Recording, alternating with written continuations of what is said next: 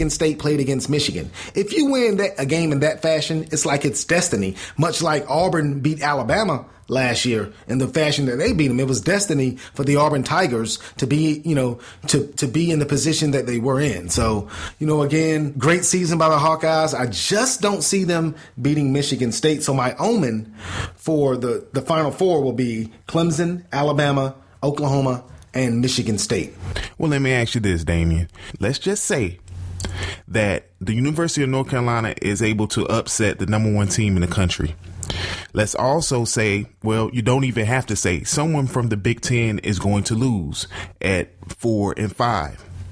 With those two losses, does a one-loss defending national champion Ohio State Buckeye team get into the college football playoff? I mean, there's a chance, but I mean, it would be very difficult. If I were on the committee, it would be very difficult for me to choose a non-conference champion in Ohio State over a conference champion in UNC, especially when UNC knocked off the number one team in the country to get that conference championship. It's going to be hard for them to jump all the way up there. I understand that completely. But again, if I were on the committee, which I am not, it would be hard for me to take Ohio State, which didn't even play in their conference championship game, over a UNC Tar Heel team that did and knocked off the number one team in the country in doing so. And especially if UNC does it and beats Clemson in impressive fashion, let's say by more than 10 points. Now, I know if and buts were candy and nuts, it would be Christmas every day. But if they were able to knock off Clemson in impressive fashion, I would take the UNC Tar Heels over Ohio State. Now, it would be a factor in that Ohio State is the defending champion and they've only lost one game. Like I said before early in the podcast, don't lose a game late in the season. You can lose early, and UNC lost early. If Ohio State would have lost early, they would have had, much like they did last season against Virginia Tech in the opening game, they had time to recover. Ohio State lost too late in the season, in my humble. But if you look at it, again, the Tar Heels at 10th, they've got a leapfrog, and you could take Iowa and Michigan State out of it. Yeah, because one of those would lose. They're going to knock each other off. And you take Clemson out of it because, again, that would be assuming that the Tar Heels get the win over the Tigers.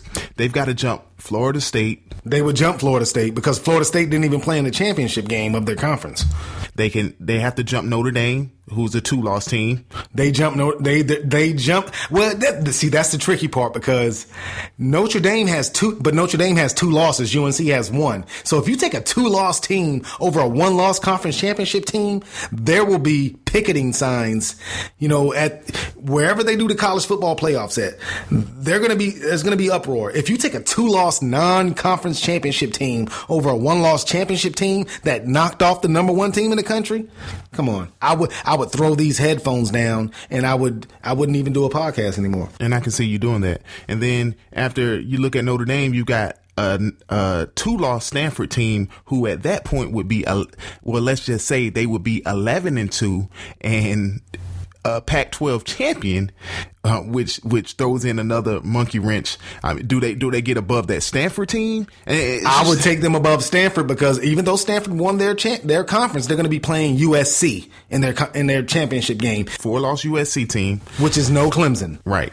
So I would definitely take UNC over Stanford, a 1-loss ACC champion who beat the number one team in the country, over a 2-loss Pac-12 champion who beat a 4-loss USC team. I would definitely take the Tar Heels in that regard. But again, man, my omen is not your omen, and my humble is not your humble. So, again, these are just my views. They're very subjective. I don't pretend to know everything, but I do pretend to know a little bit of everything. Well, Daimeon, it's been fun, man. Hey, man, it's the maiden voyage of the All Things Sports podcast. We'd like to, thank everyone for listening to this opening broadcast. It's going to get so much better with time. We're going to introduce so many more segments. We're going to, introduce our guests, have coaches, athletes, entertainers, cooks, teachers, lawyers, politicians. We're going to do it all because if it's one thing that we've learned about this, very diverse and great world of ours is that sports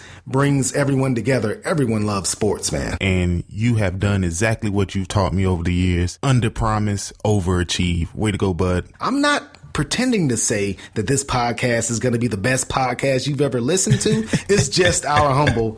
We've transformed a dream into a reality, man. It's a beautiful thing. This is the All Things Sports Podcast. We're going to sign off in 3, 2, 1.